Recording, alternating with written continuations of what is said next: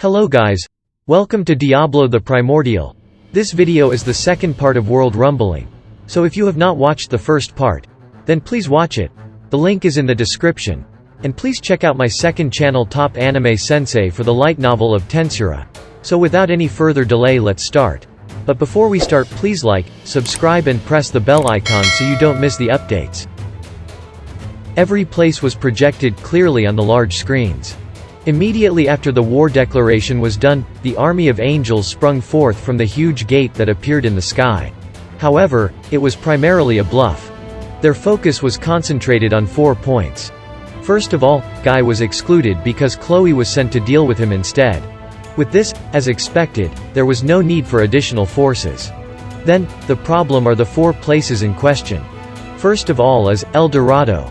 An army of 200,000 angels of different sizes and qualities had invaded it. The next is Holy Empire Ruberios.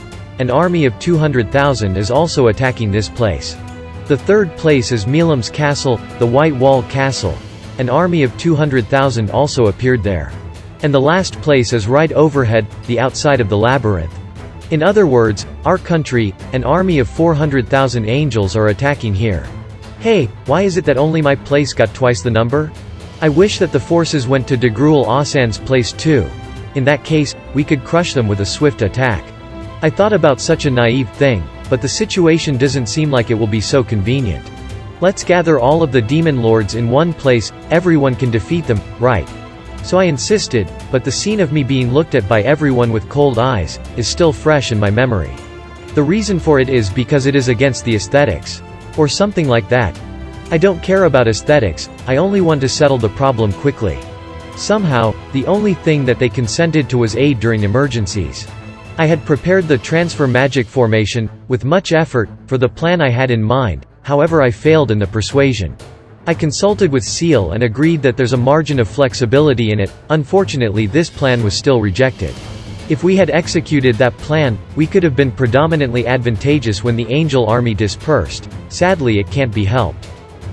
Oh well, the demon lords are not my subordinates, and not colleagues that can be trusted either. It's something like a miracle that they can cooperate with each other. So, I'm okay with such a result. The progress of the war is hardly satisfactory. The enemy is good enough to divide the forces that could deal with our side.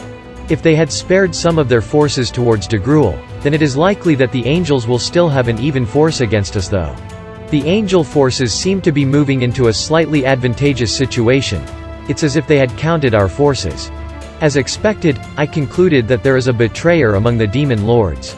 Suddenly, Seal gave me a warning. Although Seal had pointed it out some time ago, I said that I disagree with the timing when Dino showed his true nature. I didn't think about Dino to that extent, so I laughed it off. In any case, since the war has begun now, it is unnatural if they don't attack when there is an opportunity to do so, or so Seal insisted. However, there's no definite evidence, and each demon lord doesn't have any motive for it either. They spent the trump card that is Chloe to block the intervention of Guy, therefore Guy is out of question. I can exclude Leon and Ruminez because of their ties to Chloe too. Ramirez and Milim are out of question. That only leaves Degrul. However, his upright character as a soldier makes him the #1 unlikeliest to be the betrayer. It is certain that he was close to Dino, but he has continued to fight against the angels since the ancient times and didn't seem to betray in those times. Also, his 3 sons are being worked hard by Xian, and are training here. If he intended to betray us, surely he wouldn't entrust his sons to the enemy. This side didn't suggest it either, it was a request from him. As such, I had rejected the opinion, and believed that Seal was just thinking too much. Degrul is the betrayer? Degrul has the highest probability of being the betrayer. Yet I cannot throw away the possibility that Ruminez is the one either. If Degrul moves, his betrayal will be confirmed. If Ruminez asks for help without moving, Ruminez is the betrayer. There seems to be a possibility that Degrul is not the betrayer. Currently, an army of 200,000 angels are against Ruminez.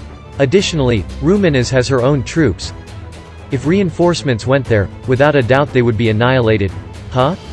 Even if there were no reinforcements, at least in the current situation, Ruminez would have a hard fight, yet surely she wouldn't defeat it. The battle might be hanging in the balance, but it won't be one-sided. In that case, the proud-hearted vampire princess would not request for help. But even so, in the case that de Gruel moves to aid Rumina's even when she doesn't request for help, de Gruel's troops would turn their fangs towards Rumina's. I see. Certainly, in that case the betrayer would become known. They not only divided their forces, they allocated it in a way that could deal with us, with the intention to crush each and every demon lord. Each demon lord does not have much in the way of surplus troops, and it might have been anticipated that there are not enough spare troops to be sent as reinforcements. And it will be uncertain which one is telling the truth, if I check the situation with only telepathic communication. Distrust will rise among us, and our cooperation will collapse as well. After I saw through this plan, I realized that it is a cunning strategy. They had Dino betray us once to get our guards down, in the expectation that we would deem that there would be no further betrayals. To be honest, if Seal-sensei was not here, I'm certain that I would have gotten caught in that plan. That would only be in the case that she was not here, as that plan has already been completely seen through. With surveillance magic, I can perfectly grasp the placement of the enemy forces. It is the enemy's miscalculation, the chances of victory seems to be in our favor. Although I made the transfer magic formation with much effort, it is not a thing which can be activated by every army. So, I will not need to be so afraid even if someone defects, as it is not possible to transfer to inside the labyrinth with the magic formation. I only would tell each demon lord to seal the power of the transfer formation, once the matter of the betrayer is settled. Okay, keep investigating the situation without stopping. Yes, understood, master. Saying that there is a betrayer from the very beginning of the war is not pleasant. Truly, it is an omen that it'll become a few nasty battles. At the time that I was gloomily thinking such, I hardly believed my eyes when I saw a harder-to-believe scene. Milim's army is being pushed back. Impossible. The former demon lords, Carrion and Frey are over there, and yet. At that moment, there was a change to Milim's castle which was projected on the screen. In a section of the castle, an explosion occurred. It seems the situation has become worse than I expected. When the gate appeared in the sky, and angels had begun to pour out from it, Milim had been warming up for the war in high spirits. A mob of angels is not a worthy foe for Milim. She can rely on the subordinates whom she trained herself, and there's Carrion who received the position of general. In that case, I'm going out for a bit. Saying such, lightly, Carrion stands up. Let's go, all you rascals. When Carrion issued his command, he gets on his griffin and proceeds to intercept the enemy. Milim watched the situation while getting excited. But the situation changed completely with the appearance of a single man. I am one of the 4 fiends of the Heaven Commanders, Vega. All you small fries don't even pass the qualifications to be food for this great me. Stop your useless resistance and quickly be eaten by me. The man shouted such with a loud voice and began to slaughter Carrion's beastman subordinates. Even the most earliest soldiers who have been following Carrion since the period of the Beast Kingdom Eurazania, all turned pale at the man's dreadful power. Milim's currently assembled troops have been assembled through the reorganization of the forces of her area.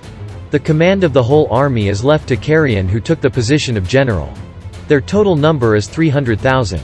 At the center of them was the 3,000 units titled, Flying Beast Knight Order. 3,000 griffins of Sky Queen Frey's forces, and mounted on their back are the specially picked beastmen of Beast King Carrion's subordinates. They're merely 3,000 people, but they are warriors who exceed A rank, who are able to easily do high-speed air battle as one effective body.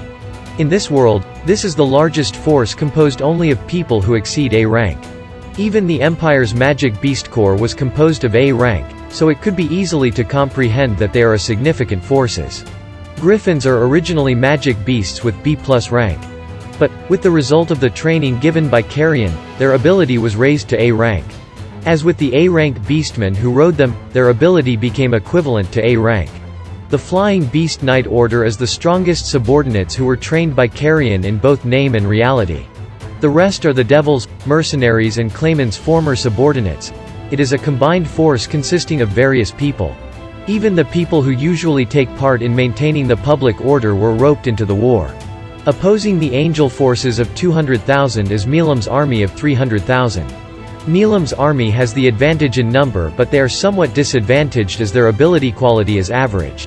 Even so, there is the effect of increasing their ability due to Carrion's courageous shout, therefore in the beginning they held the superiority in the battle, but due to the appearance of the man named Vega of the four fiends of the heaven commanders, the situation has completely changed. Humph. Useless, useless, utterly useless. None of you small fries can injure me. He shouted, such as he swung around the sky-piercing halberd that he held in his hand. With just one swing, a mountain of corpses is made in the surroundings. Grr. So Carrion ground his teeth as he glared at the provocative Vega. And that's it.